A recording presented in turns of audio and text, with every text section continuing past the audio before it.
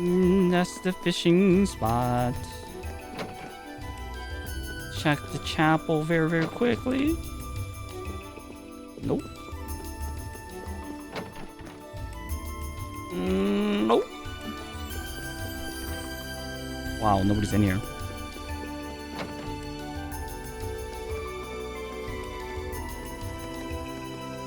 Oh, it's you. I was about to say, RIP. What are you doing? Can't find him. I thought you would have gone back home. Well, we don't have any classes today, so I was just resting in my room. Sure, I've been told to return home, repeatedly at this point. But as a member of the Four Great Houses, what dignity would I have were I to turn tail and run home at a time like this? Don't underestimate me, Schwarzer. Oh, wow. Wouldn't dream of it. Is Class 1 planning on listening to the national address too? We are. Personally, I can't stand the man, but we are in the middle of a national crisis. Those of us who elected to remain at the Academy are having a radio set up to hear the broadcast together. Ah, right. You've got some strange classmates, though. Especially that second year. I know Heimdall's not all that far from Trista, but I'm not sure why he'd bother going to hear the speech in person. What? What are you talking about? That Crow fellow. I met him outside the station this morning. Huh. Really? Oh, he didn't tell you? When I inquired, he said he wanted to hear the Chancellor's speech in person. Huh. I wouldn't have expected him to suddenly take an interest in politics. Well, at least we know where he went now.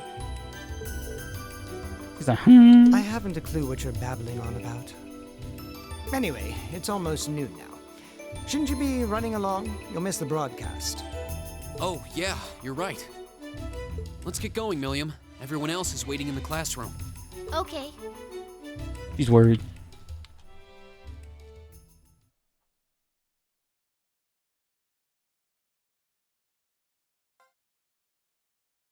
$11:55.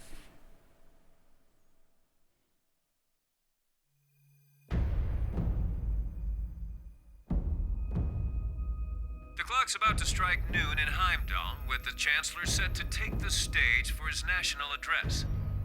With the situation in Crossbell and the destruction of Gorelia Fortress still fresh in the national consciousness, the message he has today will undoubtedly shape the future of Erebonia and with it, our lives. Our reporter is joining us now live from Dreikel's Plaza. Sounds like he's about to start.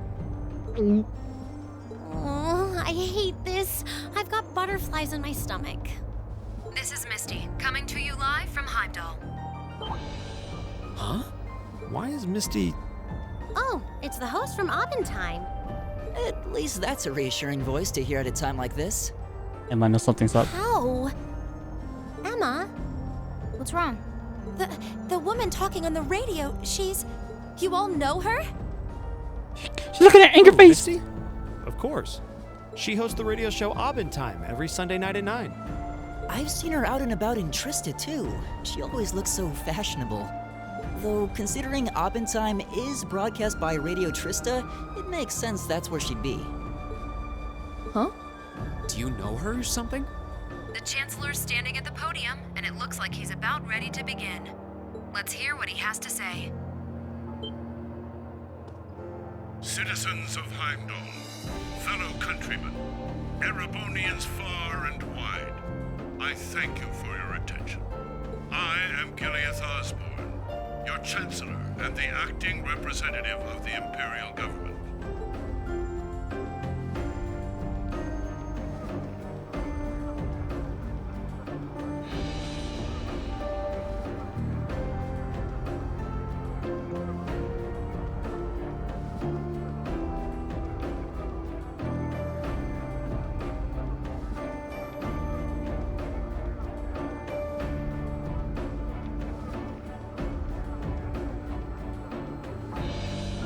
We stand today in the face of an uncertain future.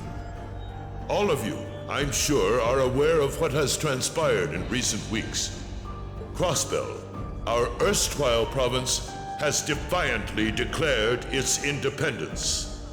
And as its parting shot, frozen the assets entrusted to them by the hard-working men and women of Erebonia.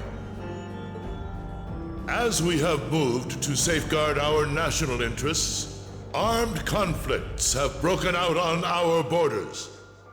Our enemies point to this as an example of Erebonian aggression, but nothing could be further from the truth. We acted in accordance with our duties as a colonial power. All we have done as is our sovereign right. The imperial hand may be firm, but it is fair. These traitors, however, have shown the world that they are neither. With an unknown weapon of mass destruction, they have annihilated Corellia Fortress, the stronghold that has long protected the very gates of this country.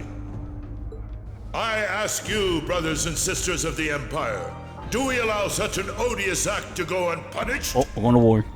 Do we sit idle as the pride and dignity of our great nation is spat upon and trampled underfoot? We cannot, we must not, and we will not. With blood and with iron, we shall mete out justice.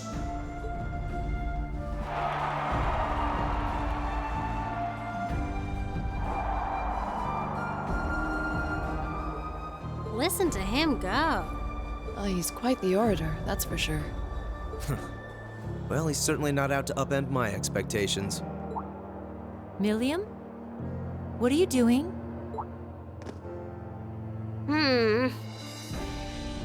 Nope, can't get through. No surprise there, I guess. Who are you trying to call? What is all this about? Oh, it's part of my mission. The most important part, actually. If only I'd caught on a little sooner. But considering he managed to outwit Claire, Lecter, and even Gramps, I suppose Crow's earned this victory. What? What does Crow have to do with this? Huh. So that's your angle. You came because you had a potential lead on C and you couldn't look into it from the outside. Is that it? What? But is he really C? As in the leader of the Imperial Liberation Front? But he's dead, isn't he? The Intelligence Division looked at all of C's actions so far and drew up a list of potential suspects. And one possibility we couldn't dismiss was that he had ties to this academy somehow. But after C and his cronies got blown up aboard their airship in the mine, we thought it was a moot point. Looks like we spoke too soon, though. I can't believe how bad we screwed this up. Are you seriously suggesting that it's Crow? That it's been him all along? Crow was with us in the mine right up until he went with the miners to escort them back to the surface, right? Yeah, and then his route back ended up blocked off by a cave-in, so he wasn't able to reach us until later. But what if he actually used another route to get there ahead of us? Then fought us wearing that masked helmet and cape. Before making it look like he boarded the airship, then sneaking back around to join the others like nothing happened. Madness. No one would stake their entire plan on such a precarious stunt. Perhaps we can read the evidence that way, but there are a few leaps in logic that bother me. Besides, remember when the terrorists escaped from Corellia Fortress? We heard C talking to us. And not just then. He was addressing us just before the airship exploded in the mine, too. That's Radio. true. Both counts. And Crow was with us the whole time during everything that went down in Corellia. He never left our sight. Right. No mistaking it. My name is Seath, leader of the Imperial Liberation Front. The hammer of judgment shall fall again. I'm ready. Are you? Yeah, there's no way he could be... He could have recorded a message in advance and played it back. Oh. And the airship that exploded? It could have been controlled remotely. His alibi seems airtight. But once you account for things like that, it starts looking pretty questionable. I don't know yet. A topic part 2. Yep. And if C's still alive, that means the other ringleaders probably are too. Then right now, Crow is... Oh no. He said he was headed to Dreigel's Plaza, didn't he? If a skilled sniper has their eye on you, you let your guard down for even a second and bang, you're dead. If he's the one who shot down the airship in the mine, Then it's checkmate for the Chancellor. Crow's already won.